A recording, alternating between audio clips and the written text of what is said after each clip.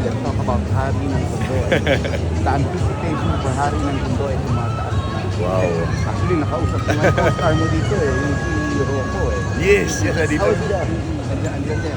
Yeah. So, how is it, anong mas spoiled natin as of this moment? Well, siguro na kami, 11 days ng taping.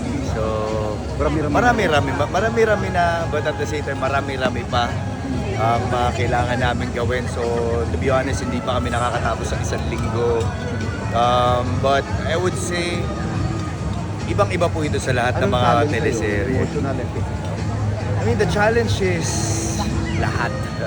You're doing action na syempre gusto nating i-elevate yung nagawa nating action dun sa huling project. Gusto natin mas pagandahin dito. At the same time, ayaw rin natin pabayaan yung puso nito, which is the drama part. So kung ano yung level of commitment na binibigay natin sa action, yun din sa drama. But I would say, ang pinaka... I won't say na nakakapagod. Siyempre, lahat tao tayo, nakapapagod tayo. Pero yung pakiramdam na pagka pinagsama-sama mo na sila lahat, na nag-action ka, nag-drama ka, at the same time, yung mga location namin, siyempre lagi po kami nasa Tondo.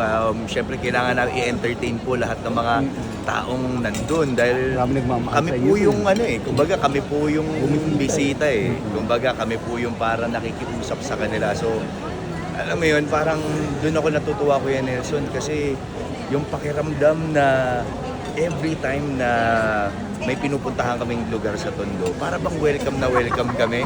So hanggat sa maliliit na mga bagay na pwede kaming tumulong sa kanila, like for example, si nanay na laging may nilalabas na mga tinda, tapos ginagawa ko, pinapakiyaw ko yung mga tinda niya, tapos pamimigay ko sa set. Kasi parang in that way, kahit paano nakakatulong tayo sa mga nandun na residente na kumbaga naiistorbo natin. You become one with it. Mismo kasi like, sa storya, ganun yung nangyayari na parang nagiging close mo yung community doon, but at the same time sa totoong buhay, ganun na rin nangyayari, nagiging close mo talaga yung community sa Tondo. So, pagka pinagsama-sama niyo po sila lahat, of course nakakapagod. Pero iba yung pakiramdam, Kuya Nelson, na pagsakay ko ng sasakyan pa uwi ng bahay, iba yung fulfillment.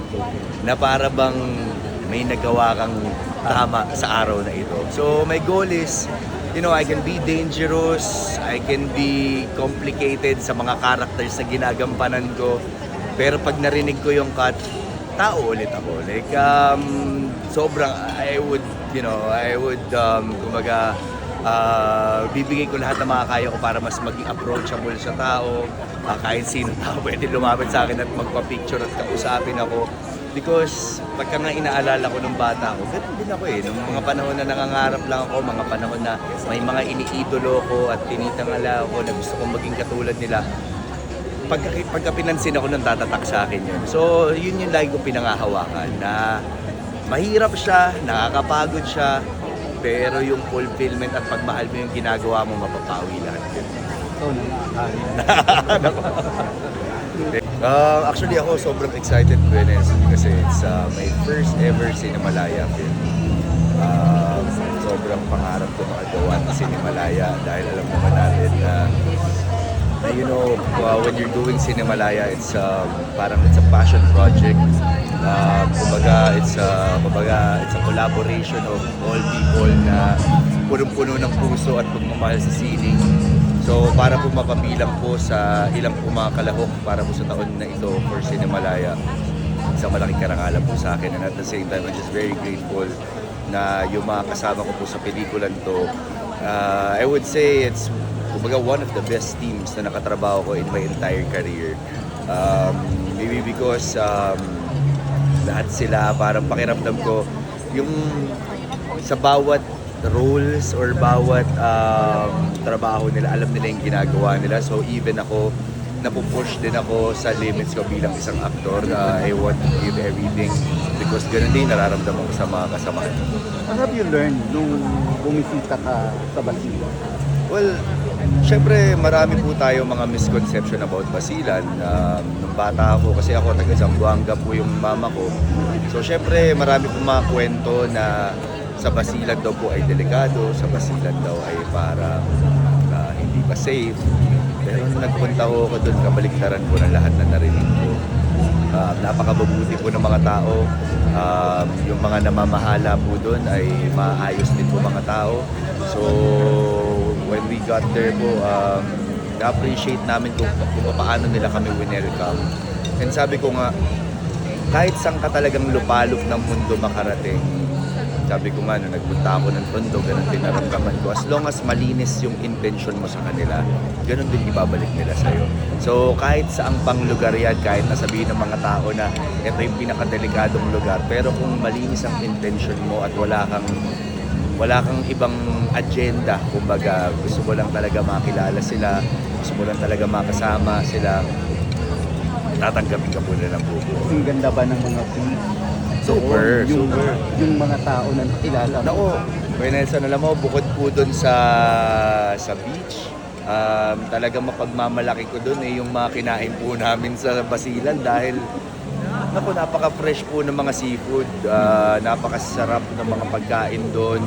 Kung paano kami winelcome, parang araw-araw ko may birthday dahil sobrang dami pong pagkain. So, sobrang ibang experience po na nakadating ako ng Basilan, nakapagtrabaho kami doon. Sabi ko nga, that's why I'm very grateful with my work kasi nakakapunta ako sa mga lugar na hindi ko inakalang mapupuntahan ko. Katulad na lamang po ng Basilan, katulad ng Espanya, yung mga tipong gano'n. So I'm just very grateful para po sa taon na to kay Nelson dahil sobrang tuloy-tuloy po yung mga blessings na natatanggap. Kasi parang ko sinasabi sa ito every year. Pero parang ulitin ko na naman. It's your year as an actor. Nako. Alam mo yan siguro yung natin. Every time nag-uusap tayo parang, di ba, it's either matatapos yung taon or kakasimula pa lang ng taon. Every time nag-uusap tayo, lagi natin sinasabi na parang gusto natin itong taon na to ay maging taon natin. So, yun yung aim, di ba? Parang but minsan sa buhay natin may mga pagdadaanan tayo na hindi natin inaasahan. So, like minsan may mga expectations tayo na gusto natin itong year na to, gusto natin maging best year to. But sometimes, kung ano yung expectations mo, hindi yun yung mapupuntahan. But I guess, lahat ng mga nangyayari sa buhay natin, may dahilan kung bakit siya nangyayari.